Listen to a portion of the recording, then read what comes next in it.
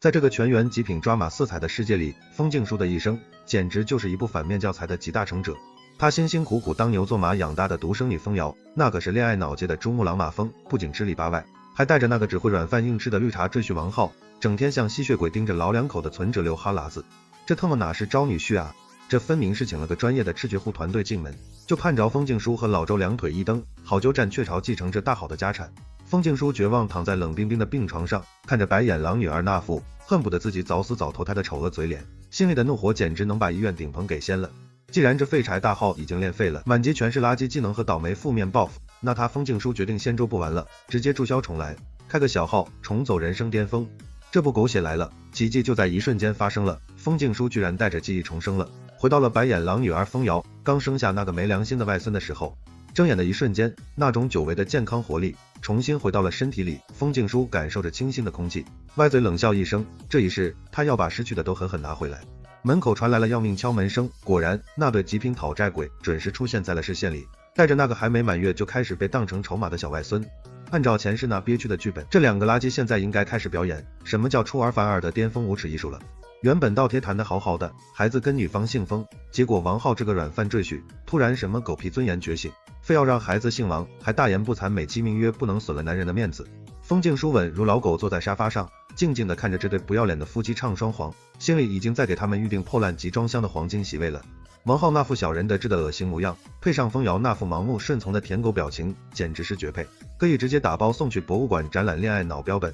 老周在一旁气的高血压都要破表了，自己家当初瞎眼招赘婿是倒贴了88万巨款，结果现在连个姓氏权都保不住，这赔本生意亏得连底裤都没了。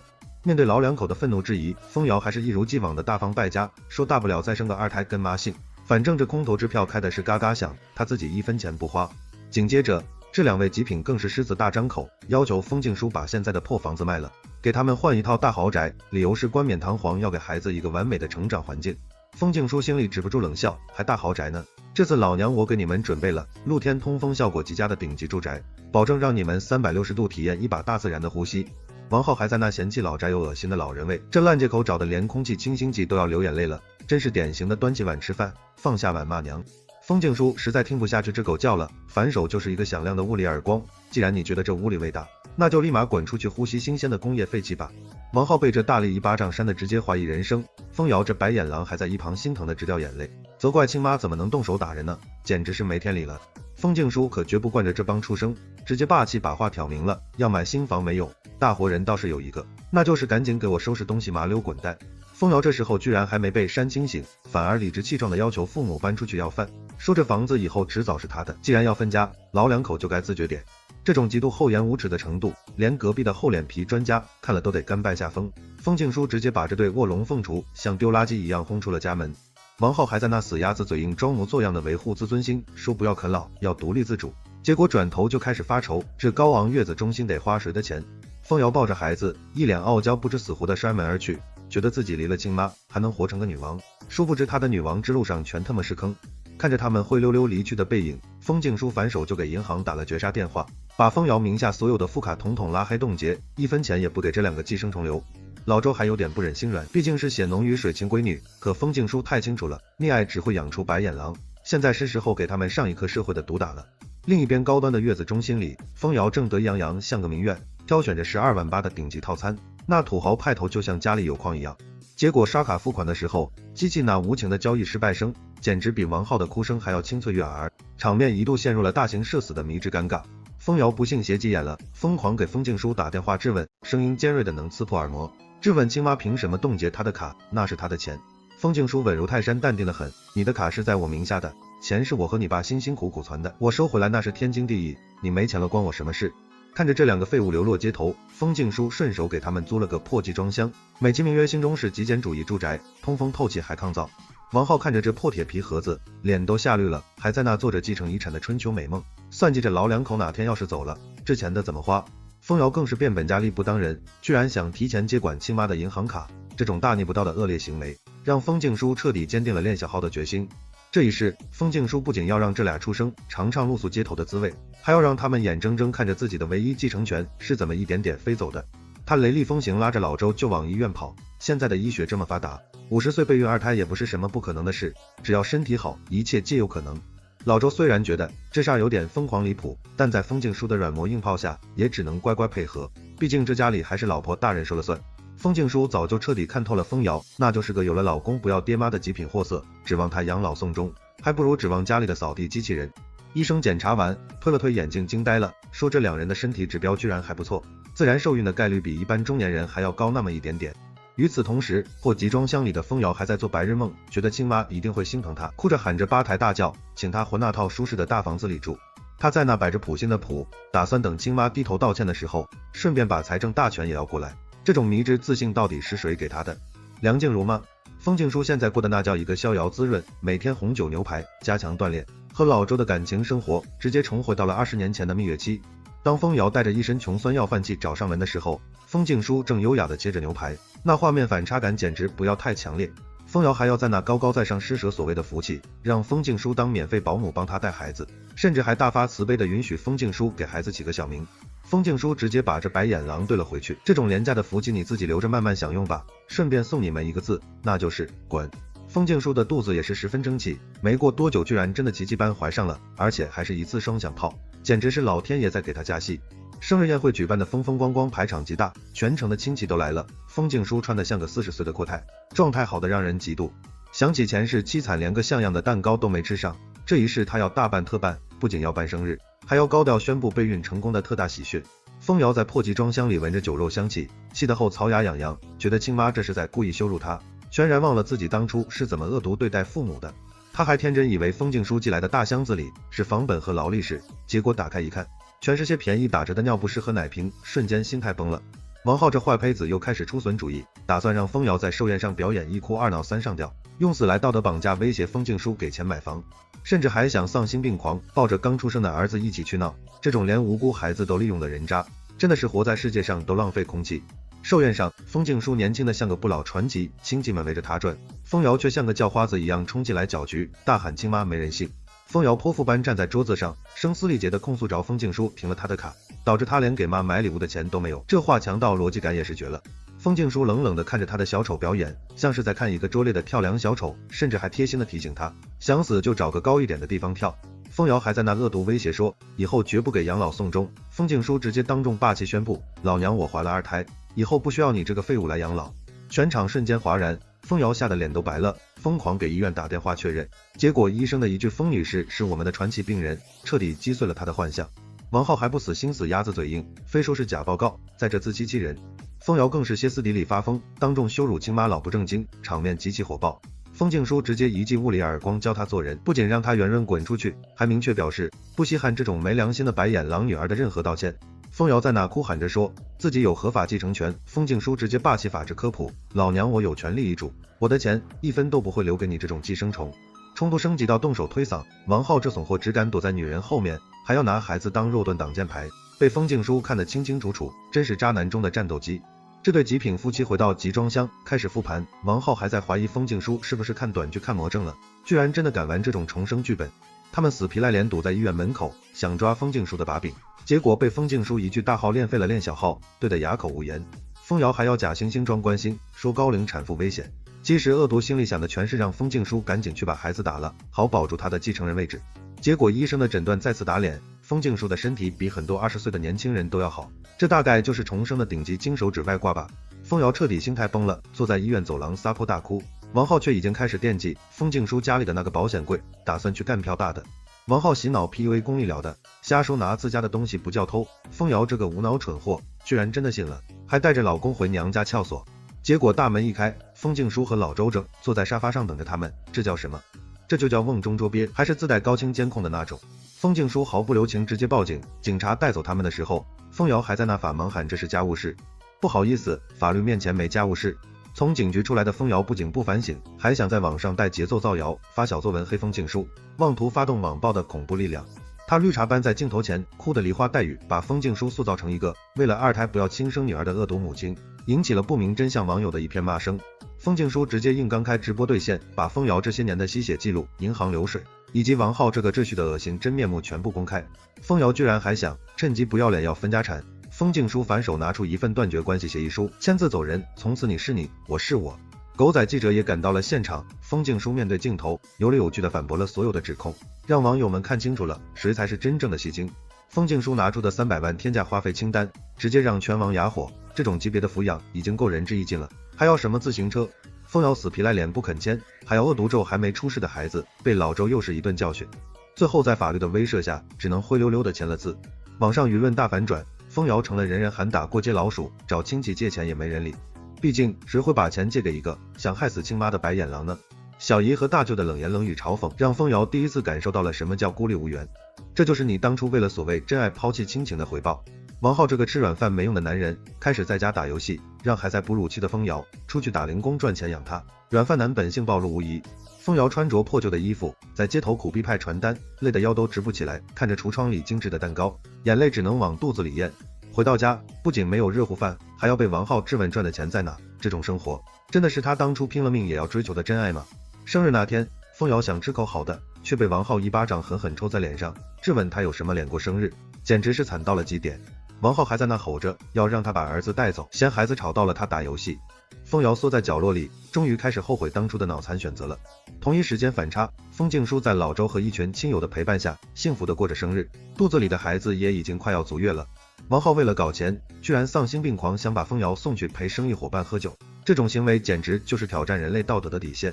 封瑶在这个破旧乌烟瘴气的包厢里，看着满脸横肉的陌生男人，听着王浩卑躬屈膝的讨好声，心彻底死在了这一天。吃瓜家人们谁懂啊？这大街上锣鼓喧天，鞭炮齐鸣，搞得简直比老皇帝选妃还热闹。搞半天原来是当朝丞相大人在整活，一大把年纪了居然还要不要脸纳妾。看着吧台大叫的夸张排场，围观群众都看傻眼了，这妾室的待遇是不是有点太超标了？八卦听说这新娘子不仅救过丞相的老命，还带球跑在外面偷偷养大了私生女儿。好家伙，这剧情这不就是妥妥的古言带球跑烂俗文学吗？丞相大人直接给自我感动坏了。可惜这老头不知道自己是如珍宝的白月光救命恩人，其实是恶毒索命的冤魂。这一世我们的爽文女主云画开挂重生归来，看着这虚伪的排场，只想歪嘴冷笑。上一世憋屈，这对外室绿茶母女进门后，不仅害死了母亲，还把云家上下整得家破人亡。这种蛇蝎心肠的极品绿茶，居然还想借着狗屁救命之恩登堂入室鸠占鹊巢。云画捏紧拳头，暗暗发誓，既然老天给开挂机会重活一次，定要让这群畜生血债血偿。花轿嚣张临门，渣爹笑得满脸褶子像朵菊花，正满心欢喜准备迎接他的真爱小宝贝，结果女主云画直接带人霸气把路给堵了，上来就是一套贴脸输出，这场面简直尴尬到脚趾抠地。文氏这个老绿茶还没进门就开始飙演技，娇弱捂着胸口在那喊疼，茶艺指数直接爆表拉满。渣爹一看心疼坏了，对着亲生女儿云画就是一通无能咆哮，怒问他到底想发什么疯干什么。云画也懒得废话，直接灵魂扎心提问，渣爹，你是不是忘了我娘才是这丞相府唯一的正牌妻？渣爹为了护真爱也是彻底拼了，居然丧心病狂要让侍卫把亲生女儿给强行带走，真是不怕被天打雷劈啊。就在这千钧一发之时，中永侯府的强大威压降临，云画背后的硬核靠山可不是吃素的。周围吃瓜的老百姓也开始指指点点，说丞相这波宠妾灭妻的操作属实是有点太不要脸了。文氏还天真以为装可怜能糊弄过去，却不知道云画手里早就死死握着他的致命王八羔子把柄。云画歪嘴微微一笑，好爹爹，你这心心念念的清纯女神早在外面给你整了个大胖外孙了。文氏一听这话脸都吓绿了，心里直犯虚嘀咕，这死丫头到底是特么怎么知道私生孩子的事的？万一这见不得人的奸情提前暴露，他苦心阴谋经营多年的上位计划可就彻底泡汤打水漂了。云画霸气乘胜追击，直接让人把文氏扭送官府，告他涉嫌骗婚当朝丞相，这大罪名可不小。渣爹还在那死鸭子嘴硬拼命维护，试图用那套一见钟情的烂俗狗血戏码来强行打掩护。云画当众无情拆穿人家6岁大的大胖儿子，在那明摆着呢，你这冤大头接盘侠当得挺光荣啊。吃瓜群众瞬间炸开了锅，纷纷嘲笑表示丞相大人这头上的绿草长得简直比相府围墙都高。渣爹被逼到了死角无路可退，为了保住男人面子，居然厚颜无耻当众承认那孩子是自己的亲骨肉。这一承认不要紧，正好精准掉进了女主云画提前挖好的欺君大坑里。搞半天原来所谓的浪漫偶遇全都是瞎编的，丞相为了娶这外室，竟然连当朝皇帝都敢忽悠，这波要命的欺君之罪要是坐实了，丞相府怕是要被满门抄斩，提前领盒饭大吉了。渣爹恼羞成怒，狗急跳墙，搬出皇上赐婚的圣旨当万能挡箭牌，想强行把人抬进府里。他天真觉得只要把生米煮成熟饭，中永侯府就算再不满意也得乖乖憋着。可惜女主云画这辈子不按套路出牌，直接把圣旨的逻辑给强行带歪了。既然是高贵的圣旨赐婚，那更不能带着一个不明不白的野种进门羞辱无上的皇权啊。云化直言不讳开喷，皇上以为你们是感人久别重逢，哪知道你是暗通款曲苟且多年。这种性质极其恶劣的隐瞒，要是捅到皇上那儿，九族都得跟着你这老渣男一起去阴间旅游。渣爹现在骑虎难下，彻底慌了，冷汗都下来了，只能死鸭子梗着脖子说他会去向皇上解释。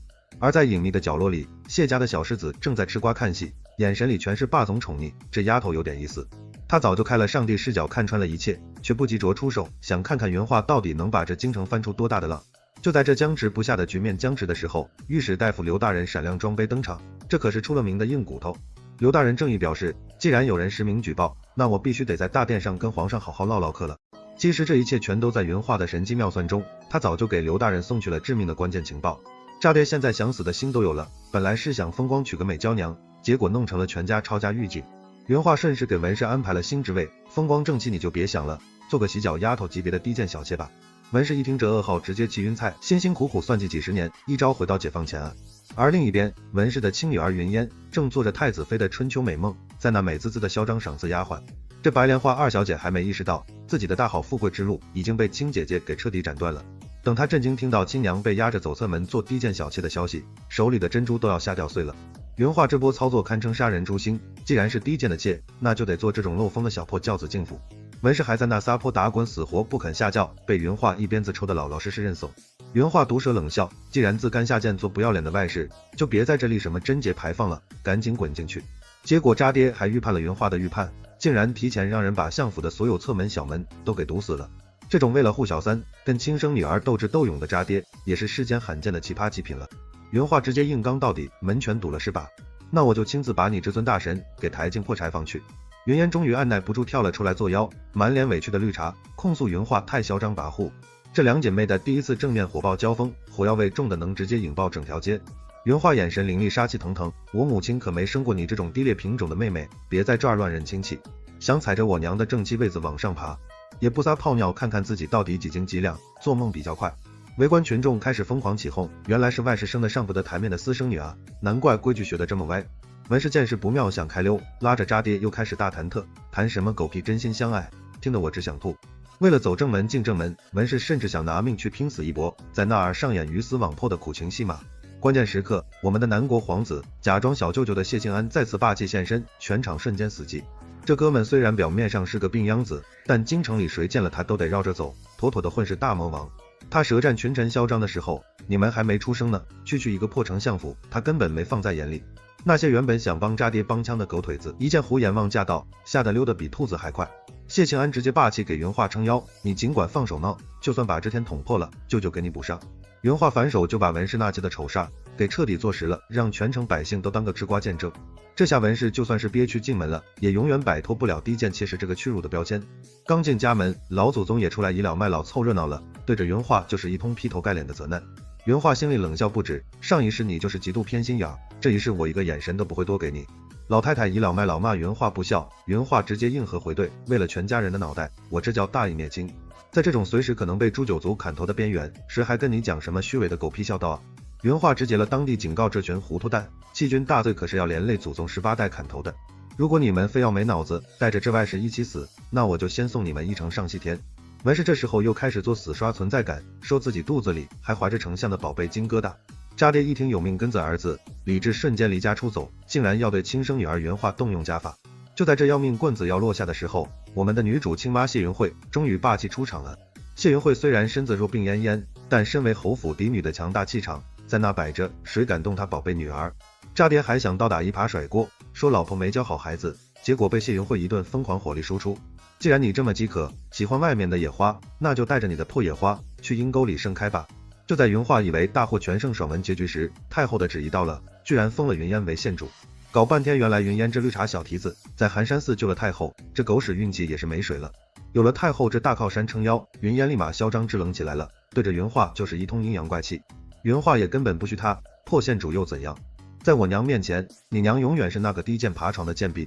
传旨公公还想狗仗人势仗势欺人，云化直接把先帝赐的免死金杖给请了出来。金杖一出，如震清灵，大杀四方。刚才还嚣张的不行的死太监公公，瞬间跪得比谁都快。云化拿着金杖在相府嚣张横着走，顺便把渣爹写下的永不立平妻的保证书贴在了城墙上。这下全京城都知道堂堂丞相是个言而无信的软饭男了，名声彻底臭大街烂透了。文氏还想不知死活作妖，竟然想克扣正牌主母的月例，连胭脂水粉都要抢，真是穷疯了。云画不仅不拦着他作死，还特意让他们抢，因为那胭脂里早就加了剧毒大礼包。果不其然，没出意外，文氏用了没多久就嚷嚷着肚子疼，这就是典型的贪小便宜吃大亏。渣爹闻讯急吼吼赶来，不问青红皂白就恶毒指责云画心狠手辣害他宝贝儿子。云画稳如老狗，淡定回应，他自己手贱要抢别人用剩下的东西，这特么怪我喽。这就是现世报应，文氏贪心不足蛇吞象，最后把自己肚里的野种给彻底吞没了。渣爹为了给流产小妾找回面子，竟然要云画的亲妈交出掌家大权。谢云慧直接看透摆烂，想要是和账本是吧？给你们看你们能不能拿得稳这烫手山芋。云画嘲讽附和道，这种吃力不讨好的破烂差事早该有人接手了，省得我们操心费神。云烟倒是比他那蠢娘聪明点，总觉得这巨大权力拿得太容易，可能里面有诈。文氏却已经乐得找不到北了，开始在府里大手大脚大肆挥霍，以为自己翻身做主人了。为了强行撑门面，文氏带着库房里的名贵古董首饰去参加宴会，结果被贵妇们群嘲。云画暗中安排的托在旁边疯狂煽风点火，你可是相府长家夫人，得大方点啊。文氏一上头死要面子，把谢云慧压箱底的宝贝全当人情送了出去，这波简直血亏。云画在暗中得意观察，蠢鱼儿已经上钩，现在就等收网看好戏了。文氏甚至胆大包天，把主意打到了王妃头上，送了一只价值连城的极品帝王绿镯子。这下可好，全乱套了，全京城的豪门都拿了相府主母的嫁妆，云画直接带人挨家挨户暴力讨债。云画霸气闯入晋王府，当着王妃的面毫不留情说那镯子是偷来的赃物，镯子内侧刻着谢家的专属标志，王妃如果不还，那就是收受赃物，名声全毁。王妃气得脸都成了猪肝色青了，只能乖乖把镯子摘下来当垃圾扔给云画。谢庆安又出来霸总附体给云画收拾残局，感动我的人得先问问我的剑答应不答应。看着谢世子霸气护妻，云画老脸一红，春心荡漾，这心跳速度有点不正常啊。文氏送出去的东西全被硬核追了回来，不仅没长脸，还成了京城第一大笑话。现在的上流社交圈子已经彻底把文氏给拉黑了，连大门都不让他这老鼠进。云烟见金娘烂泥扶不上墙，决定自己亲自下场找外援，去勾搭有钱顾家公子。顾公子原本跟云画有娃娃亲婚约，结果被云烟这朵极品白莲花迷得找不着北。云画半夜去破庙偶遇二皇子，结果被促经谢庆安抓了个现行，大型捉奸现场。救下二皇子本来是个救驾大功劳，云画却在那儿和谢庆安疯狂吃醋互怼。谢庆安最后霸气深情表白，以后离那种野男人远点，老子我会担心的。云画心头一暖，看来这破婚是必须要退了，毕竟家里已经有个促经大魔王了。欢迎收看下集更精彩哦。话说这大夏国啊，最近可是狗血热闹非凡，正赶上元宵晚宴见太子考核的筹备期。按理说这是大夏关起门来的家务事，只有大夏子民才能参加，可偏偏有个不长眼的北夷王之子，名叫呼延赤郎的家伙，非要跑来死皮赖脸凑热闹献礼。这名字听着就像是个送人头的精英怪，皇太祖老爷子心里那可是门清，知道这黄鼠狼给鸡拜年，绝对没安什么好心眼，但为了大夏这泱泱大国的颜面，又不能直接闭门谢客，只能硬着头皮接见。再看看大夏这边的奇葩皇子们，大皇子叶弘，这哥们简直是奥斯卡在逃影帝，明明3岁就能熟读兵法，5岁习的绝世碎云枪法，却天天装成个只知道喝酒泡妞的废物纨绔，这是为啥呢？还不是因为他那坑爹的亲妈和隔壁老王。当年先皇一驾崩，他亲妈苏瑶就火速无缝衔接，改嫁给了摄政王陆骁，两人还生了个小号叫陆苍。这陆骁表面上假惺惺发毒誓说绝不篡位，尽心辅佐大皇子，背地里却把叶弘往废柴了养，就等着自己亲儿子陆苍上位呢。鸿门宴会正式开始，这个北夷王子果然是个嚣张的狠角色，一上来就送了张大夏的白纸地图，这不明摆着恶毒咒大夏王国吗？大夏这边的暴躁武将气得要动手，却被他用礼仪之邦的屁话给堵了回去。更嚣张作死的是，他竟然让自己的手下给皇太祖倒酒，甚至还对无辜宫女大打出手。就在这要命的危急关头，暗中突然飞出一道霸道劲力，直接化解了这波危机。皇太祖身边的顶级保镖吴中一看，直呼外挂内行，这出手之人内力极其雄浑，绝对是个隐藏的顶尖高手。皇太祖老谋深算一琢磨，这高手肯定就藏在皇室内部，8成是二皇子或者3皇子，至于大皇子那个出名的废物，直接被他们给无情无视了。为了找出这个隐藏的满级大佬，皇太祖派吴中去挨个摸底试探。与此同时，摄政王陆骁一家子正在愉快的干饭。绿茶老妈苏瑶看着自己的宝贝小儿子陆苍，那是满脸的慈爱骄傲，转头提起大皇子叶弘，却是一脸的极度嫌弃，说他是个烂泥扶不上墙的废柴。这极品双标玩的简直是绝了。陆仓这个迷之自信的二傻子小伙子，还拍着胸脯保证要替大哥尽孝。殊不知，他们口中的废物大皇子，此刻正在深更半夜疯狂开挂练级。叶红的碎云枪法已经练到了恐怖的第7层，他像忍者神龟，隐忍了整整20年，就为了有朝一日能手刃仇人陆骁，夺回属于自己的一切。到了大半夜，吴中跑去试探二皇子和三皇子，结果发现这俩货都是战五渣花拳绣腿，根本不是那天晚上的神秘高手。另一边，陆骁和苏瑶还在做着让儿子当太子的春秋美梦。陆仓为了扫除竞争障碍，决定亲自去探探大皇子的底细。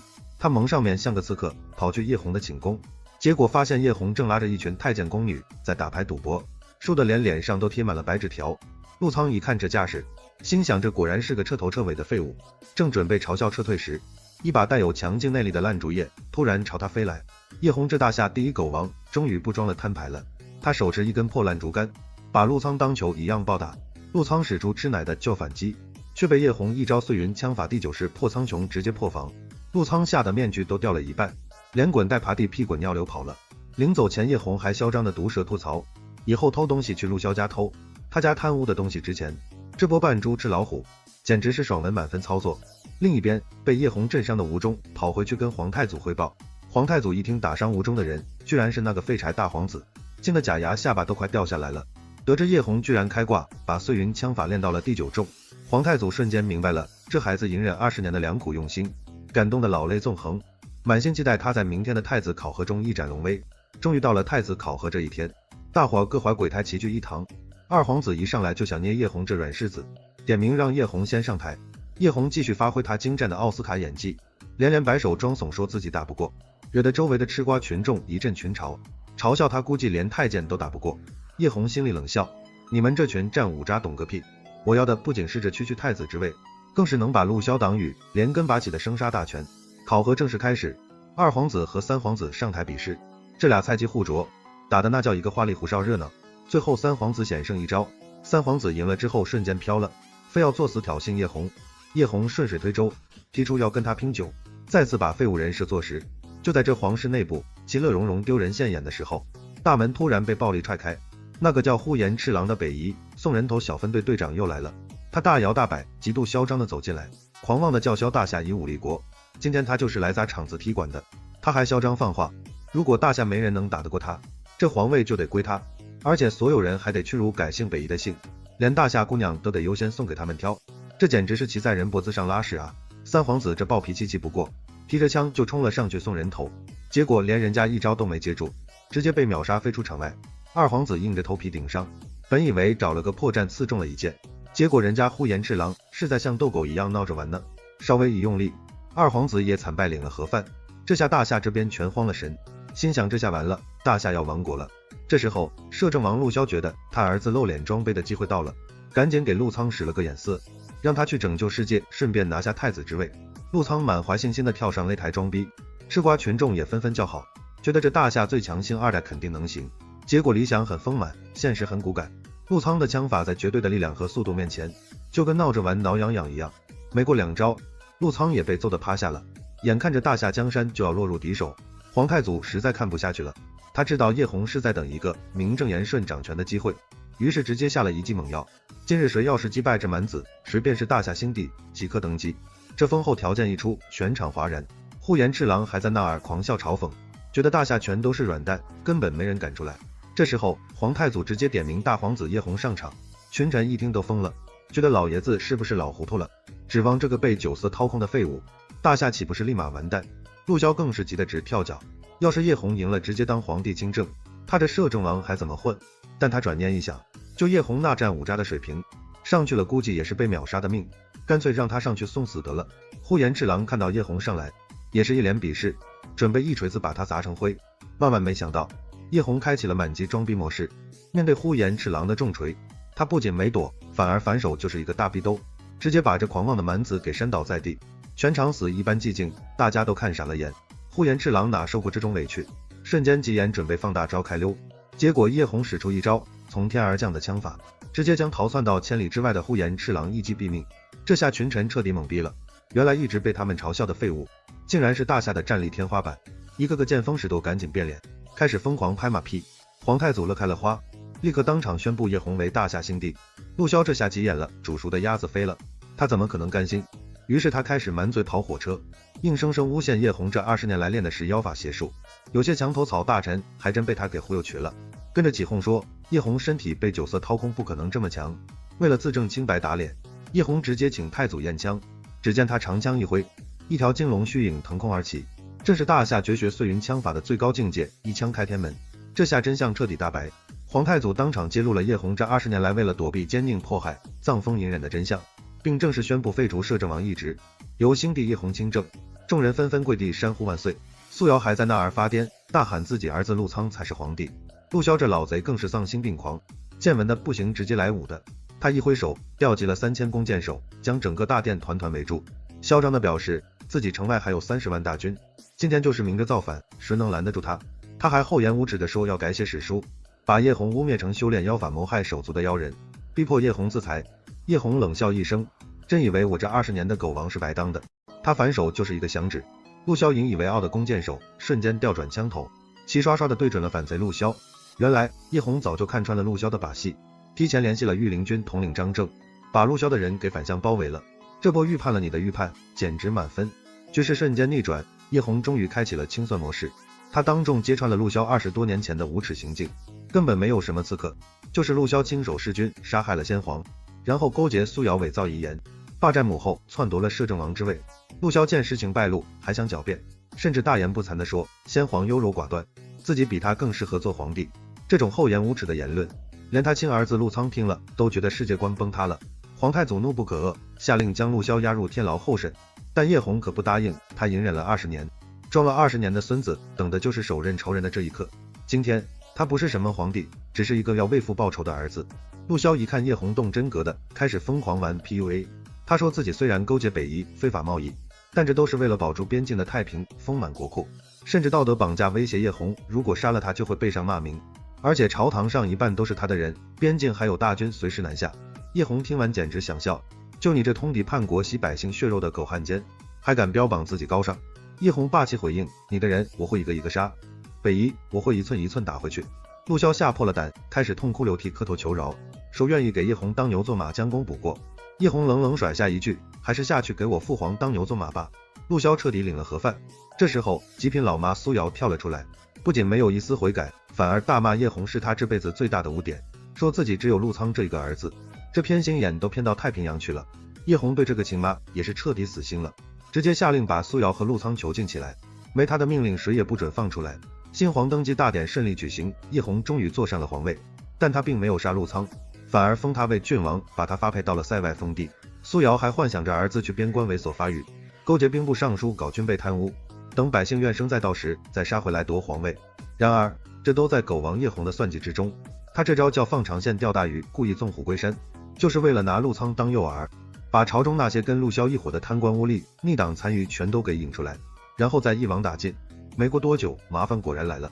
一个从边境退伍回来的将士，竟然在大殿上公然行刺叶红，刺客大骂叶红是昏君，说是受边关枉死的将士冤魂指使。叶红这暴脾气一听就不乐意了，我自从登基以来，天天给你们拨军饷发福利，怎么就成昏君了？刺客当场扔出一把折断的破刀残骸，声泪俱下的控诉，说朝廷发下去的兵器全是一折就断的劣质品，盔甲更是跟纸糊的一样，前线将士们拿着这些破铜烂铁去跟蛮夷拼命，死伤惨重，全都是官官相护惹的祸。叶红听完心中一凛，开始在朝堂上试探群臣，这帮官员一个个满嘴跑火车，粉饰太平，瞎说边境将士装备精良，士气高昂。叶红冷笑连连，心里已经把他们的祖宗18代问候了一遍。下朝后，他立刻安排了一个绝妙的剧本，对外宣称自己遇刺重伤，需要静养2个月，同时让心腹吴忠假扮钦差大张旗鼓的去北境查案，而他自己则带着御林军统领张正换上马甲微服私访。叶红和张正伪装成倒腾军需生意的京城商人，悄咪咪的来到了北境。刚到城门口，就看到了一出令人气愤的戏码。几个边关官员不仅不给战死将士的家属发抚恤金，还嚣张的当街殴打那些可怜的老百姓，大骂他们是贱骨头。正义感爆棚的张正实在看不下去了，站出来指责他们欺压百姓，结果这帮兵痞根本不把他放在眼里，还叫嚣着要把他们拿下。这时候，一个看似道貌岸然的知府跑出来打圆场，假惺惺地说要好好安置这些刁民。叶红一眼就看穿了这老狐狸的把戏，决定暗中跟上去看看他们葫芦里卖的什么药。果然，这知府一转身就露出本来面目，嫌弃手下在街上闹事，容易惊动即将到来的钦差，准备找个没人的地方，把这些百姓给灭口了。就在这千钧一发之际，一个叫赵富的胖商人大喊着刀下留人冲了出来，他塞了点银子，好说歹说才把人给救了下来。这胖子看起来是个热心肠，随后和叶红两人攀谈起来，一聊才知道，这城里所有的商户都在给兵部尚书的岳父王总管贺寿，大家削尖了脑袋想进去混个脸熟，好在军需供应这块大肥肉上分一杯羹。叶红一听，这可是打入敌人内部的绝佳机会啊！于是他谎称自己是京城来的商人，没带请柬，软磨硬泡让赵富带他们一起进去。赵富这大哥也是够义气，便瞎话把他们当成自家随从给带到了宴会现场。门口的护卫一开始还想拦，嫌疑这两人没见过面，张正立刻引帝入戏，摆出一副京城大官的架子，一顿怒斥，吓得护卫赶紧放行，还以为遇到财神爷了。一进这寿宴内场，叶红直呼好家伙，这哪是寿宴啊，简直就是天上人间！满屋子的北京官员在这里花天酒地，左拥右抱，奢靡无度，看得叶红是火冒三丈。那个之前在城门口见过的知府也在里面，看到叶红两人觉得眼熟，派人来打探底细。一个叫周继阳的县令跑来套近乎，想摸摸这京城来客的底。叶红将计就计，谎称自己是京城来的大官，专门负责边关将士军需的。周县令一听也是个老油条，根本不信，因为他知道能管这事儿的只有朝廷钦差。叶红趁机套话，你们这么多官员在这风月场所寻欢作乐，就不怕皇上知道吗？结果周县令大言不惭的来了一句，天高皇帝远，皇帝再牛也管不到我们这儿的花楼。好家伙，这是直接往皇帝的枪口上撞啊！这时候正主王总管终于闪亮登场了，这老头仗着自己女婿是兵部尚书，那排场比皇帝还大，各路商贾官员纷纷上前送礼献殷勤，有人送金银珠宝，还有个县令直接送了2个妙龄少女。叶红在旁边看的是一愣一愣的，心想这老头岁数都能当人家爷爷了，也不怕闪了腰。结果旁边的董王大哥解释说，这美女哪是给他准备的，都是要孝敬他女婿兵部尚书的。这群人甚至明目张胆的在寿宴上开启了直播卖官的戏码，一个偏将的位置直接现场成交。更炸裂的是，原来他们之所以这么嚣张，是因为这兵部尚书背后还有当今皇上的亲弟弟郡王陆仓在罩着。原来这条贪腐的黑色产业链大老板竟然是陆仓。叶红终于搞清楚了源头，准备收网了。王总管这边也回过味来了，发现叶红和张正根本没在邀请名单里，他顿时勃然大怒，要把带他们进来的胖子赵富拉下去砍了，还要把叶红两人以冒充朝廷命官的罪名抓起来。张正护主心切，再也懒得装了，直接从兜里掏出了3品御林军统领的令牌拍在桌上。全场贪官一看这御林军的金牌，起初也是吓了一跳。张正厉声呵斥，痛批他们鱼肉百姓，克扣边关军需，扬言要挨个审问他们。结果王总管这老登仗着背后有大靠山，不仅没怂，反而嚣张了起来。他觉得你一个御林军统领不在皇宫待着，跑来边境，简直就是多管闲事。他还大放厥词，说我女婿是1品大员，这里还是郡王陆仓的地盘，你一个小小的3品官有什么资格审判我们？这时候一直默默看戏的叶红终于发话了，他没资格，那我有没有资格？王总管还没意识到事情的严重性，继续疯狂作死，大骂叶红是个什么东西，甚至掏出郡王给的信物玉佩，说见此玉佩如见郡王。叶红不屑一顾，就算是陆仓本人来了，被我踹一脚，他也得跪着受着。这话一出，全场哗然。王总管积极败坏要动手，恰巧这时兵部尚书也就是王总管的女婿终于赶到了。王总管以为救星来了，还没等他告状，叶红直接从怀里掏出了一块金光闪闪的东西扔在桌上。兵部尚书一看，腿都吓软了，这居然是当今圣上才能拥有的虎符。叶红霸气地俯视着这群小丑，不知道现在朕有没有资格审你们。兵部尚书立刻扑通一声跪倒在地，高呼万岁。王总管这老顽固还在那儿死鸭子嘴硬，说皇上还在宫里养伤，这个肯定是假冒的，下令让人把叶红拿下。就在这时，外面的人连滚带爬的跑进来禀报，说钦差大人已经到了。原来这一切都是叶红布下的天罗地网，他这招微服私访钓鱼执法，直接把这群边关贪腐势力的底裤都给扒了下来。这群以为天高皇帝远的贪官污吏，这回算是彻底踢到铁板上了。欢迎收看下集更精彩哦，绝了！今天来看个开局就拉满狗血苦情戏的故事。凶神恶煞的人贩子大婶正拖着瘦弱小女孩在街上像卖菜般叫卖，小女孩叫糖糖，别看人小，可是自带锦鲤外挂的女主。眼下这悲催情况，锦鲤也得盘着，毕竟大婶战斗力爆表。路边 NPC 吃瓜群众都看不下去了，纷纷吐槽这也太缺德了，叹息这没爹没娘的孩子实在是太可怜了。还有人火眼金睛怀疑这俩绝不是亲生，该不会是人贩子吧？泼妇大婶一听不乐意了，扭头就狂喷输出，骂你们咸吃萝卜淡操心。就在这要命的时刻，霸总男主雪鹰阁阁主沈燕慈装杯登场，霸气一声吼镇住场子。人贩大婶一看是硬茬，瞬间认怂想开溜，结果被男主小弟当场按头拿下，还在那死鸭子嘴硬放狠话。机灵堂堂见救星来了，秒抱金大腿，问是不是神仙下凡来救他的。宠女男主看着可怜的堂堂，瞬间父爱泛滥。这时自称堂堂亲娘的坏女人跳出，堂堂当场贴脸开大，说爹娘早死了，哭诉人贩子要把他卖去当苦力，周围被拐的兄弟姐妹对他很好。堂堂死死抱着男主金大腿，撕心裂肺哭着说不想被卖掉。男主一看这还了得，光天化日竟敢虐待儿童，霸气下令彻查。人贩子吓得当场屁滚尿流，疯狂磕头求饶。而此时此刻，咱们这破故事的背景板终于揭开了。搞半天，男主那病弱老婆雪鹰阁少夫人裴西瑶已病入膏肓，命不久矣。男主为救爱妻，那叫一个情深意切，表示豁出这条老命都行。神棍天师瞎指明路，想逆天改命，必须找个拥有太阳命的奇葩孩子。这娃气运逆天能破死局，不仅能治好夫人的绝症，还能顺带解决破产危机，绝了！治病还带理财，这太阳命简直就是人形万能许愿机。男主刚下血本要救老婆，堂堂就死皮赖脸赖上他，求收留隔口残羹剩饭就行。镜头生硬一转，堂堂在仙气房间大床醒来，看到了病弱女主裴西瑶。堂堂小嘴跟抹了开塞漏似的，疯狂彩虹屁夸女主像画里仙子。圣母女主温柔善良，得知男主寻药昏迷7天，担心的茶饭不思。女主看堂堂实在可怜，不仅喂好吃的，还一脸母爱泛滥的宠溺。堂堂感动的痛哭流涕，哭诉爹娘死后再也没人对他这么好。宠妻狂魔看到这温馨一幕，霸气拍板，老婆喜欢就把娃当亲生的留下。神棍天师赶来把脉，惊喜万分，发现少夫人死脉象竟然奇迹好转了。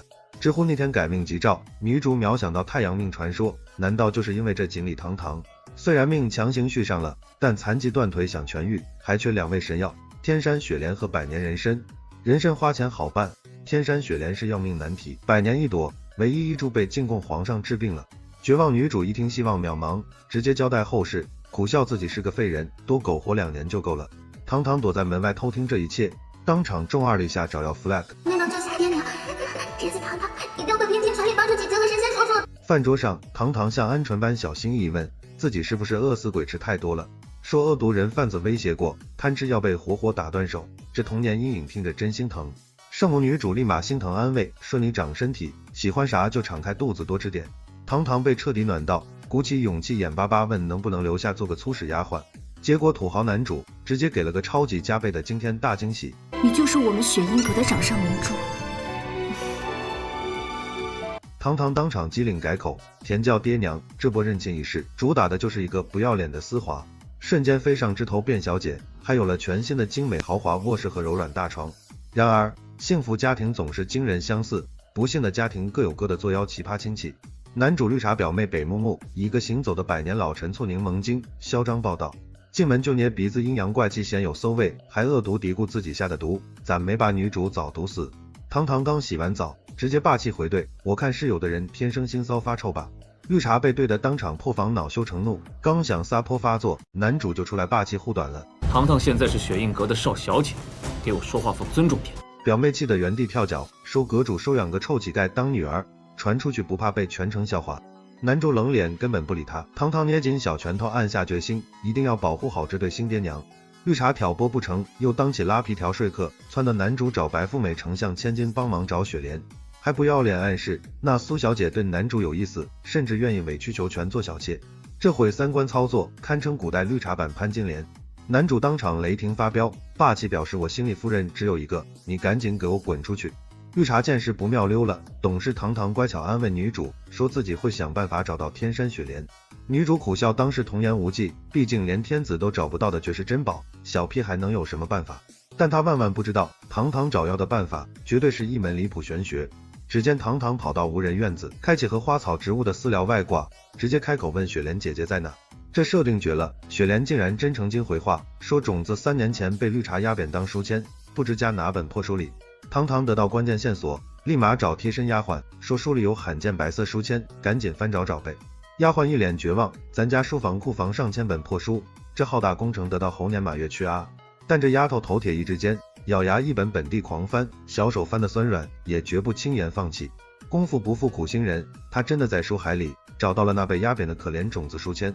丫鬟看呆了，纳闷问你怎么知道这破玩意是种子啊？爹娘看到这个干瘪蔫了吧唧的死种子，也彻底懵了，这玩意真是天山雪莲。堂堂急得直掉眼泪，自责都怪自己找太慢来晚了。节骨眼上，作妖反派北木木又来了，一上来就血口喷人，污蔑堂堂偷东西，非强行抢堂堂手里珍宝种子，还嚣张推搡，嘴里不干不净恶毒骂他是丧门星。正鸡飞狗跳闹着，男主天降现场，威严一声住手，强行制止了这出闹剧。绿茶还想不要脸恶人先告状，倒打一耙说堂堂手脚不干净，看书也是装的文盲。男主冷眼根本不信，温柔让堂堂有啥委屈大胆跟爹爹说。堂堂委屈哭诉，自己辛辛苦苦只想找救命雪莲，可种子已经干枯蔫了。正说着，医学奇迹发生，堂堂神仙泪滴在种子上，死种子竟瞬间开挂，绽放晶莹剔透的极品雪莲。男主当场震碎三观，难道收养的堂堂真是能带来破天福报的转世锦鲤？在场所有 NPC 都看傻了，这特么怎么可能？冰山雪莲咋会违背科学长在破书上？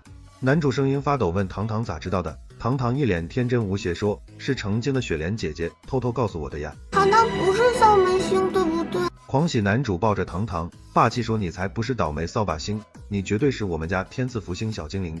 绿茶在一旁嫉妒的脸成绿王八，还在死鸭子嘴硬，瞎编小丫头骗子肯定勾结外人。男主彻底暴怒，厉声让他闭嘴，再敢多逼逼一句立马滚出雪鹰阁。另一边，霸气男主没忘抓捕黑心人犯张婶，冷酷下令哪怕掘地3尺也要把毒妇揪出。如今雪莲有了只差100年人参，一家决定去神秘药王谷碰运气，顺便带上堂堂防绿茶做妖。而咱另一位恶毒反派白富美丞相千金苏佳念正狂砸东西发大小姐疯脾气，气急败坏男主竟然敢拒他。狗腿子北木木在旁疯狂煽风点火，甩锅全怪那收养小野种。毒舌苏佳念阴冷表示别慌，我早布好天罗地网，保证让沈燕慈这男人死心塌地。画面转到牛逼药王谷，那叫一个财大气粗，到处是5毛特效发光药材，跟天庭仙境似的。堂堂看着眼花缭乱一切，暗发毒誓，一定要找到要让神仙爹娘长命百岁。就在这瞎逛之时，极其猥琐身影出现，竟然是到处被通缉逃窜的人犯张婶。缘分啊，真是踏破铁鞋无觅处，得来全不费功夫自己送上门了。霸气男主下令抓人，张婶不慌不忙掏出按手印卖身契，嚣张说堂堂是他买的，凭啥抓我？手下一看，破卖身契上真真切切盖着官印，好像真是合法正版的。搞半天这狡猾老妪玩阴阳黑契约，一份契约同时卖俩冤大头，真是个吃黑钱人才。他还倒打一耙反咬一口，污蔑男主手里的契约是伪造假货。此时白富美带绿茶闪亮装杯登场，冷嘲热讽嘲笑堂堂雪银阁收养的不过是低贱奴籍野丫头。忠心手下刚想拔剑，恶毒女就摆成相府高贵嫡女身份压人，还不要脸说是纯正太阳命。男主根本不知这套硬刚对回，老子女人只有一个，想倒贴冲喜换别人吧。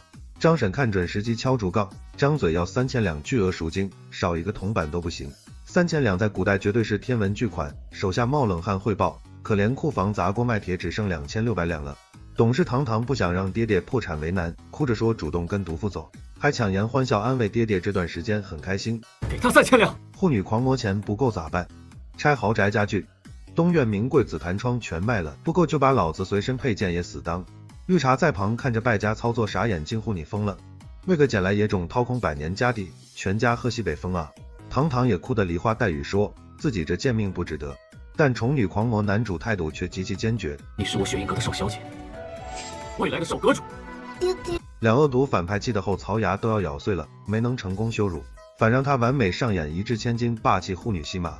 他们暗自盘算，反正雪银阁家底被掏空破产，以后落魄了还不是任由他们随意揉捏。这下雪银阁是真穷的，连裤衩都不剩叮当响，就算看到救命草药，恐怕也1分钱都掏不出了。毒蛇鸡贼抓住机会，提出要和一穷2白男主打惊天豪赌，赌谁能在谷里找到最珍惜救命草药。瞎猫碰死耗子男主，赢了白送100年人参，输了堂堂阁主就要当众给他下跪磕头启齿大辱道歉。恶毒赌约明摆就是坑死人不偿命的坑，白富美在此镀过金。男主这门外汉连杂草和药草都不分，但为了就演一戏爱妻，男主也顾不上男人的尊严面子了。关键时刻外挂堂堂站出，奶声奶气说爹爹别怕，这把豪赌堂堂帮你赢。霸气加大坑人赌注，说恶女要是输了不仅送人参，还给脱光绕京城裸奔大喊我是大笨猪。自妇女想都没想痛快答应，毕竟在他看来，这稳操胜券的赌局绝对稳赢。比试开打，倒计时一炷香时间，双方各自去寻找最极品珍贵的稀世草药。堂堂这边直接不要脸开启了无敌外挂作弊模式，蹦达到草药堆前，直接开玄学全体语音。草药哥哥姐姐们，谁想被天选之子选中啊？瞬间，满地草药跟选秀节目抢镜的练习生一样，叽叽喳喳开始疯狂自荐。这个吹牛逼说自己能续断骨，那个吹捧说自己能解世间百毒。最终瞟花眼的堂堂，在一堆奇花异草中，出人意料拿起一株平平无奇狗尾巴小野草。周围 NPC 全看惊了，嘲笑说这路边不值钱破野草，你这傻子竟然选它。对手那边靠专业找到一株百年难遇幽冥兰，拿着花得意洋洋嚣张炫耀。裁判收钱，大弟子也偏心判定恶女获胜，让堂堂赶紧把破野草当垃圾扔了。恶毒女更是小人得志嚣张，说看来今天你真要给我磕头下跪道歉了。堂堂稳如老狗，不慌不忙，让大弟子睁大狗眼再仔细看看。打脸奇迹发生，破野草在开挂堂堂手中竟神奇缓缓绽放，开出绚烂无比带5毛特效光芒的神花。这神花名叫陀螺花，据说整整3000年才罕见开一次。可当别人手贱从堂堂手里拿走这花时，它像泄气皮球，瞬间枯萎，又变回破野草。堂堂气得直跺脚大叫，骂你粗手粗脚把它捏疼了，快还给我！吃瓜群众眼红议论，都瞎说是江湖骗术障眼法，是狡猾小孩在坑骗人。但当花再次回到开挂堂堂手里，果不其然又一次绽放了亮瞎眼的耀眼光芒。这下惊动高层，连药王谷老谷主都被惊动出关，亲自前来查看这神迹。谷主老眼一扫认出绝非障眼法，这朵傲娇只能在堂堂手里开花的神物，让他大为震撼震惊。谷主好奇问咋在草堆找到这神花，堂堂装傻说自己也不知道，纯凭直觉觉得他最牛逼特别。刚装完傻，小草又跟他偷偷私聊爆料，说老谷主因糖发黑身患绝症，只有吃自己根部长的红心仙根才能救他老命。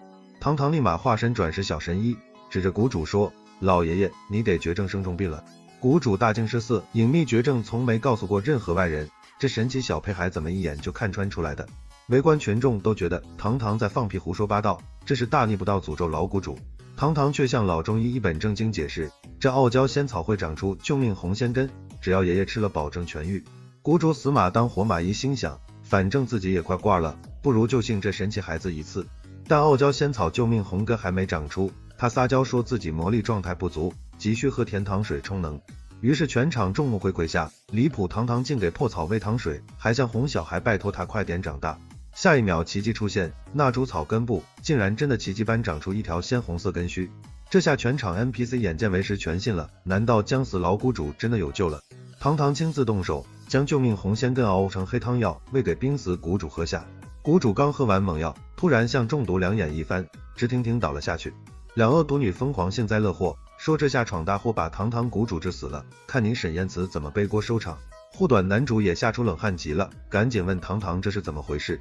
堂堂却老神在在淡定表示，爷爷只是药效猛痊愈太快，虚弱身体还没适应。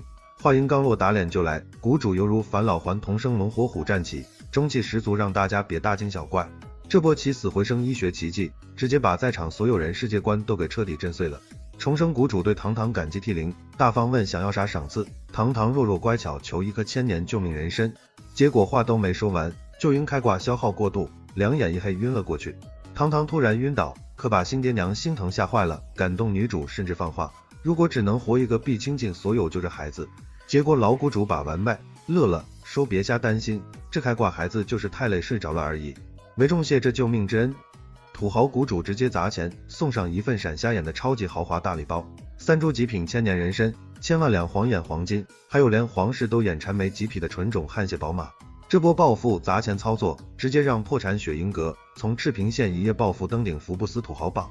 男主本来还假惺惺客气推辞，女主直接霸气拍板，既然是点名给堂堂的，咱就毫不客气收下。谷主还懂事贴心附送了能美容养颜，传说中永葆青春的极品养生膏。这下柠檬精眼红又坐不住了，厚脸皮凑上来犯贱说，表哥，这顶级养生膏不如白送给我吧。还恶毒挑拨说，万一嫂子病好又永葆青春，保不齐就勾搭野男人不要你了。这破绿茶话说的，男主没一巴掌扇飞，他都算脾气极好了。被无情赶走北木木，转头找苏家念，两毒妇一合计，又憋出下3烂新坏招。毒女掏给绿茶一包毒药，指使放进女主救命药汤里，骗说这药吃不死人，只管毒哑变哑巴，说不出话。于是脑残北木木趁熬药丫鬟不在，偷偷摸摸把致命毒药全下了进去。可怜女主喝下药汤，立刻毒发口吐鲜血，凄惨倒地不起。下毒真凶也吓傻了，质问不是说顶多变哑巴说不出话吗？天师赶来一看，吓得大惊失色，说这是中剧毒之兆，少夫人毒气攻心，只能再活一炷香了。男主急得像热锅蚂蚁，心急如焚，外挂堂堂又双弱开启超能力，和破药丸秘密对话，问致命毒药成分。天师无奈表示，这剧毒已和人参混在一起，神仙来了也根本无法分辨。就在这要命时刻，真凶北木木开始疯狂甩锅，恶毒指着堂堂，硬说是这小野种干的，还大声煽动无脑众人。下边说自从他来雪鹰阁就鸡犬不宁，肯定想毒死夫妇，卷走刚得的所有天价钱财。围观 NPC 智商显然集体掉线，竟然真被他这鬼话说动洗脑，跟风虾附和起来。护短男主打死不信，怒吼谁敢无凭无据污蔑我女儿，我跟谁急。恶毒女还在跳脚叫嚣，怂恿赶紧打死除掉这小野种，别耽误抢救嫂嫂病情。男主顶住压力坚定表示，我无条件相信堂堂。迂腐众人劝不能被蒙蔽，不分青红皂白信个外人，不如报关大牢严查到底。做贼心虚真凶一听报关心慌了，但死撑表面装腔作势，恶毒吓唬堂堂要用红烙铁烫死他。神探堂堂和程京碗筷秘密交流以摸清真相，冷静说下毒肯定在熬药过程中动了致命手脚。他还装神弄鬼对空气说，目击证人瓷婉姐姐一定知道真相，对不对？绿茶看他装疯卖傻更加得意嚣张，男主却敏锐觉得，你这么猴急给堂堂定死罪，杀人嫌疑才最大。就在大家吵得不可开交争执不休时，堂堂做出极其惊人疯狂举动，端起剩下毒药直接一饮而尽。全场人被这举动吓傻了，这不要命的小野种是彻底疯了吗？瓷婉姐姐偷报信说亲眼看绿茶往砂锅丢药包，但物证难找，建议福尔摩斯堂去熬药第一现场查验。堂堂强称去厨房查案，心虚绿茶想强拦，倒打一耙说是去销毁证据毁尸灭迹。堂堂深情回头问爹爹，生死关头你愿意再相信我一次吗？男主红眼看着女儿说，爹爹当然100%信你，但你母亲救命时间真不多了。堂堂拍胸脯表示，自己就算拼命也一定会救母亲。霸气男主回对绿茶，堂堂连命都不要，愿同生共死，我当然信。你若想证清白，你也给老子喝一碗毒药。绿茶一听立马秒怂了，强行找台阶，说自己才不和小孩子计较。到了厨房里，堂堂正式开启了柯南专属探案时间。他合成金勺子、砂锅等死物厨具，进行跨次元亲切友好八卦交谈，光速精准锁定了真凶。切回案发房间，绿茶还在不知死活，阴阳怪气催促，让堂堂赶紧认罪伏法，磕头等毒发死。结果连 NPC 丫鬟都听不下去了，当场回怼，他要是凶手干嘛坐等死，早暗中把解药备好解毒了。墙头草众人一听真他妈有道理，若堂堂毒发死了，说明清白不是凶手，那真凶不就是？所有人目光瞬间齐刷刷盯向北木木，把他看得做贼心虚直发毛。神探堂堂举着物证勺子走进来，表示光这证据不够，还要出去溜达锁定死证。搞半天原来他像警犬一样追踪绿茶遗留的致命毒草药气味，他像开了全知上帝视角物理外挂，完美复盘毒妇整个犯罪作案过程，从下毒选勺子到藏匿销毁药包。堂堂犀利指出，剧毒未重，毒妇碰过的东西，甚至隐秘指甲缝里，绝对都有残留。天师上前专业一查，果然在死鸭子嘴硬绿茶指甲缝里发现了致命毒草药残留。这下彻底实锤真相大白，众人集体惊叹堂堂破案神迹，纷纷怒骂毒妇心肠太歹毒。毒妇死到临头还在狡辩，泼脏水说是堂堂和天师串通演戏陷害他。堂堂懒得理疯狗，提醒爹爹赶紧按查出毒成分熬解药，一炷香快到了。天师不愧是专业人士，很快就完美配出了救命解药。俩人服下神药后，不仅彻底清了毒，残疾女主甚至感觉身体机能比生病前更好，简直因祸得福，脱胎换骨。再看喝了毒药的堂堂，天师一把麦乐了，说这开挂孩子的脉象壮得像头牛。劫后余生一家人团聚喜极而泣，女主还后怕心有余悸地教训堂堂，以后可千万不许拿命冲动了。天师更是拍胸脯保证，有这两位神级药引，他分分钟能开神方，让少夫人奇迹般重新站起来。夫妻俩激动相拥，红了眼眶，感叹本想把收养小屁孩当掌上明珠护着，结果一直是这小福星在带飞全家。感动温存完，堂堂提醒爹爹必须斩草除根，找到毒害的幕后真凶，否则后患无穷。做贼心虚绿茶看阴谋败露，想偷偷溜走，结果被愤怒众人当场拦下。他还在嘴硬说你们又没证据。女主冷笑表示，就让神探堂堂来审吧。萝莉化身无情小侦探，义正言辞绝不随便诬陷好人，转身让爹当移动监控抱着自己，老六般悄声尾随绿茶。因为他深知犯罪心理，坏人作案后总会多次返回犯罪现场。果然不出所料，毒妇鬼鬼祟祟溜到花园，像野狗从土里刨出那定罪毒药包。铁证人赃并获，绿茶吓尿当场下跪求饶，不要脸把黑锅全甩给苏家念，说是他威逼挑唆的，还大言不惭洗白作恶动机，瞎编说丞相之女牛逼能当靠山，而残废原配女主只会倒贴拖累死全家后腿。这破毁三观洗脑包彻底惹毛了护妻狂魔，更过分抄家发现毒妇床底竟然藏着卷款，随时准备跑路的贼赃包袱。包里不仅有偷顺的养生膏，甚至连镇阁之宝传家白玉虎符都偷走塞里面了。盗窃、投毒杀人、恶毒嫁祸，这回数罪并罚，阁主对这极品血清彻底绝望。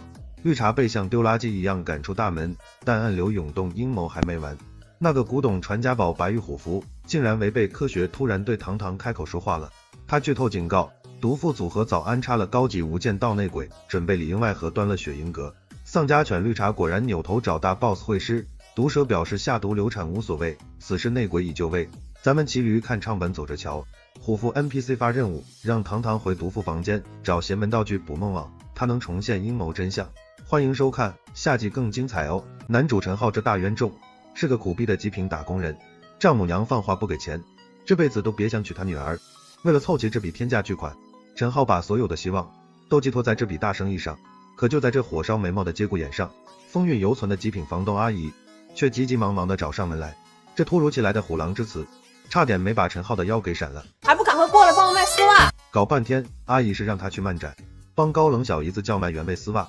陈浩本想义正言辞的拒绝，毕竟他还要去签大单凑彩礼呢。可就在这磨叽的时候，神奇的逆天系统竟然觉醒了，这简直是天上掉馅饼的好事啊！财迷陈浩二话不说，直接毫无节操的接下了任务。可一到了群魔乱舞的漫展，这位傲娇小姨子却对陈浩100个狗眼看人低看不上眼。面对凶巴巴的母老虎张梦露，陈浩的贼眼珠咕噜一转，大挑战！他直接不要脸的开启了丧心病狂的无底线挑战模式。好家伙，这脑回路，这波不要脸的反向操作，直接死死拿捏了人性的弱点。贪小便宜的大妈大婶们，为了那点塞牙缝的奖金，纷纷撸起袖子疯狂加入战局。可这破丝袜质量竟然杠杠的，大妈们怎么撕都撕不破。这波无耻的饥饿营销，加上不要脸的人性博弈，直接引发了全场大妈的疯狂抢购。不到半天的功夫时间，摊位上的丝袜就被一扫而空。陈浩不仅白嫖拿到了88万奖励，有了这系统给的最强大脑，普星男陈浩瞬间感觉自己已经是叱咤风云的商界精英了。去张氏集团谈个破合同，那还不是手到擒来小菜一碟。可当他牛逼哄哄踏入总裁办公室的那一刻，直接被眼前的景象傻眼了。高高坐在真皮老板椅上的那个冷艳冰山女总裁，竟然就是昨天漫展上那个凶巴巴的傲娇小姨子。正所谓冤家路窄仇人见面，当场就分外眼红，大单合同毫无悬念泡汤了。不过好在那88万的彩礼救命钱已经准时到账。陈浩这大怨种兴冲冲的给绿茶女友打去电话，准备去他家当舔狗提亲。我没在家，正和我妈逛街呢。结果电话那头却传来了不可描述的不寻常动静。陈浩头上发绿，心生疑虑，正准备福尔摩斯附体一探究竟。就在这节骨眼上，张氏集团突然遭遇了前所未有的毁灭性危机。刚烧钱新搭建的购物平台遭到未知顶级黑客的猛烈攻击，瞬间崩溃瘫痪。而这场要命危机的幕后始作俑者，正是江城有名的恶霸纨绔子弟。更让陈浩目眦欲裂、绿帽发光的是，纨绔大少身边亲密搂着的那个妖艳贱货，正是刚刚在电话里装纯说和妈妈逛街的绿茶女友。面对舔狗的愤怒质问，这绿茶简直毫无羞愧之心，甚至大言不惭的疯狂嘲讽。看着眼前这对不要脸的狗男女，陈浩怒极反笑，彻底黑化，果断霸气挺身而出，交给我10分钟。此狂妄话一出，全场吃瓜群众哄堂大笑，纨绔大少更是无情嘲讽陈浩是个不自量力的跳梁小丑。两人火药味十足，当即立下赌约。有了外挂最强大脑的加持，陈浩自信坐到电脑前，手指敲得像抽风一样飞起。那些在别人眼里原本复杂如天书一样的破代码，在开挂的他眼里简直比1+1还简单粗暴，而且还根本不到3分钟。致命漏洞不仅被完美秒杀修复，连破平台原本的拉胯缺陷都被他顺手一并完善了。全场瞬间死寂，所有 NPC 都彻底惊呆了。被打脸的纨绔大少的脸更是长成了难看的猪肝色。我们是狗男女！在这位霸道女总裁的雷霆武力镇压下，这对不知死活的狗男女只能乖乖认怂，愿赌服输。此时此刻，女总裁对陈浩的废柴刻板印象彻底改观了。难度30。随着系统好感度的蹭蹭提升，陈浩再次白嫖获得了系统的离谱逆天奖励。这色情能力一出，简直是所有 LSP 男人的终极猥琐梦想啊！这主角光环还没完，因为陈浩的装逼仗义出手，极品房东阿姨也对他彻底刮目相看。正好女总裁非常配合的崴了脚，陈浩这老色批二话不说，直接毫不客气上手，一通乱七八糟操作下来，平日里高不可攀、高高在上的高冷冰山美人，竟然瞬间脸红破防了。这见鬼的进展也太神速太快了吧！然而这破剧情一波未平一波又起，那个赤瘪被打脸的富二代怎么可能轻易咽下这口恶气？他这战五渣打不过陈浩，竟然下流的把坏主意打到了风韵犹存的无辜房东阿姨身上。我凯明！就在这要命的千钧一发之际，男主陈浩犹如天降神兵天降，看到死对头陈浩坏了自己潜规则的好事，富二代当场怒不可遏，直接摇人群殴，居然还有放慢的能力。可拥有逆天透视眼外挂的龙王陈浩，怎么可能把这种垃圾跳梁小丑放在眼里？他像开了闪避，不仅轻松躲过所有致命攻击，更是霸气把对方按在冰冷地上疯狂摩擦。一场装逼风波过后，陈浩这八卦男意外发现，房东阿姨似乎烂赌，背上了天价的巨额债务。他可能是想去赌场碰碰运气，为了可笑还债，他竟然没脑子天真的跑去仇人富二代的黑赌场里碰运气，毫无悬念，结果被当场设下毒计，在乌烟瘴气的赌桌上被对方频频疯狂出老千。就在阿姨输得走投无路，准备以身抵债屈辱认命的时候，陈浩带着绝美总裁小姨子宛如赌神霸气登场，他直接嚣张拉开椅子坐下，狂妄扬言要替阿姨绝地翻盘。靠着不要脸的透视眼，这个极其离谱的终极外挂，对手底牌在他眼里完全是没穿衣服透明的。毫无悬念连赢几把后，富二代彻底气急败坏，竟然丧心病狂要玩一把大的，我说直接一局定生死，吓人的赌注直接飙到了1个亿的小目标，全场吃瓜群众震惊，这简直是疯了拿命在赌啊！可陈浩这挂逼却淡定如常，两人各自装模作样盲抽一张牌，一锤定音，简单粗暴比大小。富二代极度嚣张的甩出一张垃圾黑桃三，还蠢逼以为自己稳操胜券，结果陈浩稳如老狗不慌不忙的翻开绝杀底牌，全场瞬间彻底沸腾了，1个亿的巨款就这么跟玩一样轻轻松松揣进了男主的兜里。突然好感度提升，房东阿姨更是花枝乱颤激动的直接生猛扑了上去，系统好感度瞬间拉满爆表100点。可输红眼的败家富二代哪会这么大度轻易放他们走？速速给本少！他输不起一声令下，竟然不要脸叫出了4个传说中的隐藏武道宗师，这可是牛逼到能真气外放的顶级绝顶高手。所有 NPC 都一致以为陈浩这回绝对死定了。就在这俗套的千钧一发之际，系统再次准时爆出满级好感度的开挂神秘大奖，无敌外挂体验卡1张。虽然抠搜只有短短的3秒钟无敌真男人时间，但对付这几个老掉牙的骨头简直是杀鸡用牛刀降维打击。仅仅只用了1招，4个刚才还高高在上的武道宗师直接被打残跪倒在地，哭爹喊娘狂喊爸爸。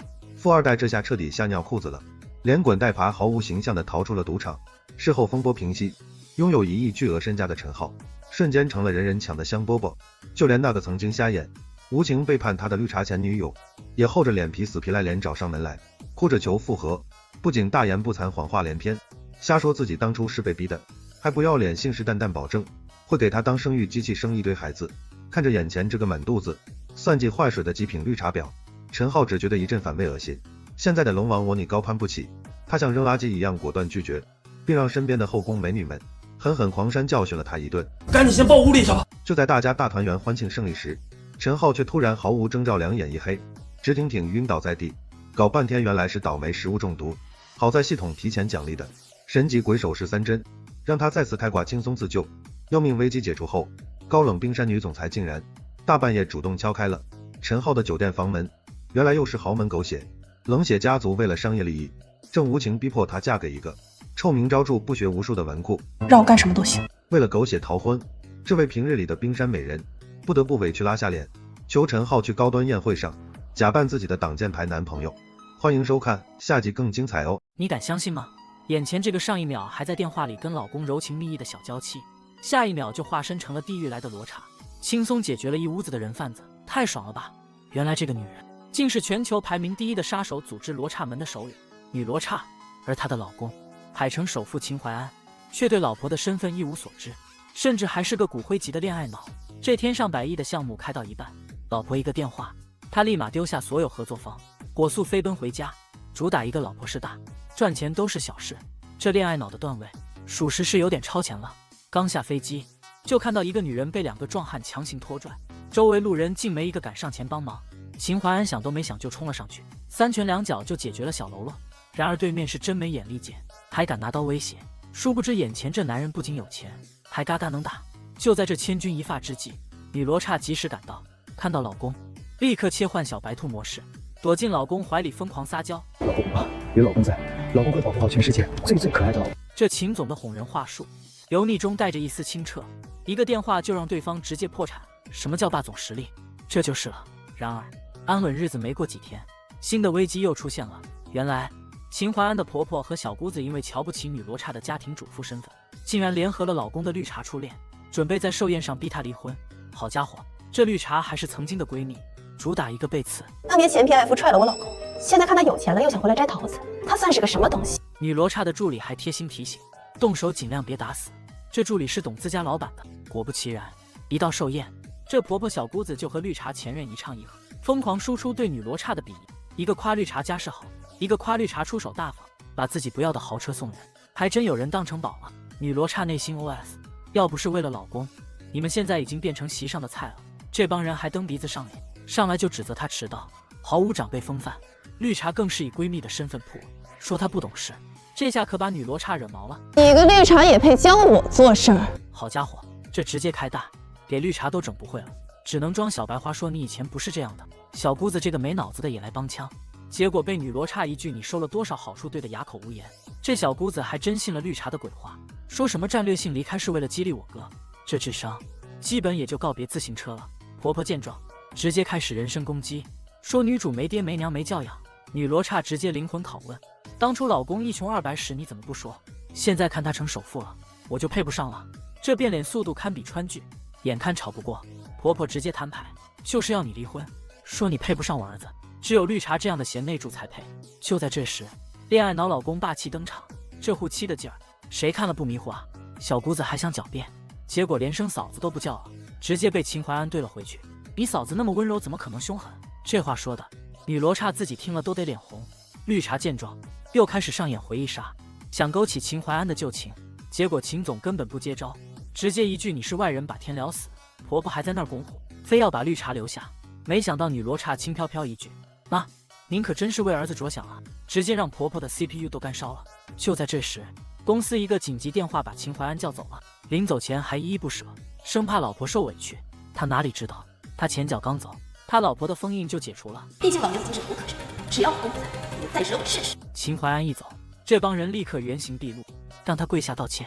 女罗刹冷笑一声，我老公在，我才需要收敛，现在他走了，你们的戏到头了。小姑子还以为女主终于不装了，开始疯狂输出自己那套歪理。绿茶更是直接开价，想用钱打发女主，结果被女罗刹反向羞辱，我给你钱，你去嫁给乞丐吧。绿茶气急败坏，开始炫耀自己的家世、事业和人脉，说女主是个累赘。女罗刹都听笑了，我弹指间就能让他灰飞烟灭。就算我一无所有，淮安爱的人也是我，而你只是他看不上的死绿茶。绿茶彻底破防，直接动手泼水，他根本不知道这一泼掉的是自己后半生的安宁。女罗刹警告他跪下道歉，对方还以为他在开玩笑，甚至把脏东西扔到他身上，还叫嚣着让他爆发怒火看看。这下好了，潘多拉的魔盒被打开了，女罗刹终于不再伪装，她一把抓住绿茶的手，清算起旧账。当年我对你那么好，你发达了就装不认识，现在还敢抢我老公，你真是活腻了。小姑子还想上来拉偏架，说什么客人就该让着点。女罗刹反手就是一巴掌，给你脸不要脸。小姑子从小到大没挨过打，直接被打懵了。女罗刹开启说教模式，一条条列出她的罪状：忘恩负义、西哥的血、联合外人欺负家人，骂的那叫一个酣畅淋漓。小姑子只能向婆婆求救，婆婆竟然用自己当挡箭牌。女罗刹淡定地抛出王炸，您和王叔的事打算瞒到什么时候？婆婆瞬间慌了，她和有妇之夫的秘密竟然被儿媳妇知道了，这下彻底没了气焰，秒变怂包，表示年轻人的事我不管了，现在再也没人能救得了这个绿茶了。绿茶还在嘴硬，搬出自己那个叱咤上海的干爹周高杰，女罗刹直接一盘子扣他头上，你干爹是玉皇大帝都没用，几下就把绿茶打怕了，但他嘴上还不饶人，放狠话说要1000倍万倍还回来。女罗刹彻底被激怒，决定毁了他的脸。再把他卖到最肮脏的地方。就在这关键时刻，秦淮安又回来了。绿茶看到救星，立刻开始颠倒黑白，恶人先告状，而女罗刹则再次切换小白兔模式，哭的那叫一个梨花带雨。恋爱脑秦总果然上当，心疼的抱着老婆，完全不听绿茶的解释。女罗刹继续添油加醋，说绿茶逼他签离婚协议，还要让他死无全尸。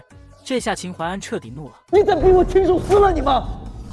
绿茶还在挣扎，展示自己身上的伤，结果秦总说出了一句能载入史册的荤话：为了诬陷我老婆，你竟然对自己下这么重的手，这苦肉计演得不错，要不是我知道我老婆连蚂蚁都舍不得踩死，我还真被你骗了。绿茶听完估计都想当场去世了。女罗刹趁机拿出小姑子收礼物的证据，坐实了他们联合外人。秦淮安气得要停掉妹妹所有的卡，逼她给嫂子鞠躬道歉。小姑子无奈，只能向老妈求救。结果女罗刹一个眼神过去，王叔的事你可就说不清了。婆婆立马装下，说自己老眼昏花，啥也没看见。这下小姑子彻底没了靠山，只能乖乖道歉。最后秦淮安警告绿茶，为了老婆宰了你都下得去手。这下绿茶才明白自己这次是踢到铁板了，只能放出大招，威胁说要让干爹周高杰搞垮秦氏集团。秦淮安却毫不在乎，连自己的亲妈和妹妹都一起警告了。果然周高杰一出手，秦氏集团立刻陷入危机，还放话让秦淮安去磕头叫爷爷。这可把女罗刹给惹火了，敢让我老公磕头叫爷爷，我看你是不知道死字怎么写。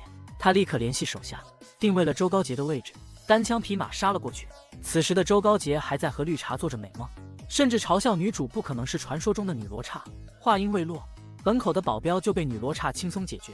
当女罗刹出现在周高杰面前时，他才意识到自己惹了不该惹的人。女罗刹一个酒瓶爆头，直接把他打老实了。听说你要让我老公下跪磕头。周高杰吓得魂飞魄散，他终于猜到了眼前这个女人的身份，他立刻跪地求饶。但女罗刹已经看穿了他想事后报复的心思。当他拿出罗刹令时，周高杰彻底崩溃了。原来他曾在东南亚亲眼见过罗刹门的威力，从此留下了巨大的心理阴影。他不停磕头求饶，表示自己有眼不识泰山。女罗刹命令他明天去拜见秦太爷，但不许暴露自己的身份。第二天，秦淮安带着老婆来到公司，绿茶也得意洋洋地出现，以为自己胜券在握。他还想用秦氏的未来逼秦淮安向自己求婚，股东们也被他收买，纷纷指责秦淮安为了女人不顾兄弟们的家业，甚至骂女主是红颜祸水。秦总直接一巴掌扇了过去，敢骂我老婆，吃了雄心豹子胆了。绿茶还在那炫耀自己干爹的实力，说他动动嘴皮子就能让秦氏分崩离析。秦淮安却再次深情告白。就在绿茶气急败坏时，女罗刹掏出了一根黄瓜，说你火气这么大，来根黄瓜降降火。这波操作侮辱性极强。就在绿茶放狠话的时候，周高杰来了。绿茶还以为救星到了，疯狂嘲讽女主。女罗刹只是淡定地说，你怎么不说他要跪下管秦淮安叫爷爷呢？话音刚落，戏剧性的一幕发生了。太爷，小的周高杰跟你磕头认罪。周高杰直接跪在地上，管秦淮安叫太爷。全场人都惊呆了，这反转来得太快，就像龙卷风。他还逼着绿茶共同面对股东们的阻拦，绿茶不肯，结果被周高杰威胁要让他全家完蛋。这下女主之前说的话全都应验了，绿茶只能屈辱地叫了声祖奶奶。女罗刹还一脸无辜地说真乖，杀伤力堪比核武器。事后秦淮安问周高杰为什么行此大礼，周高杰只能胡扯说是幡然醒悟。处理完外敌，秦淮安开始清理门户，把那些吃里扒外的股东全都赶了出去。而另一边，周高杰还在教训绿茶，让他离秦淮安夫妇远一点。原来周高杰并没有走，而是回来找秦淮安谈合作，想攀上罗刹门这棵大树。在办公室里，当着秦淮安的面，女罗刹一个眼神就让周高杰再次下跪。秦淮安都看懵了，周高杰只能尴尬地说是隐形眼镜掉了。这拙劣的借口，谁听了都得笑出声。最后周高杰直接送上10个亿当见面礼，把秦淮安彻底整不会了。他终于开始怀疑自己这个柔弱不能自理的老婆是不是有什么自己不知道的身份。欢迎收看下集更精彩哦。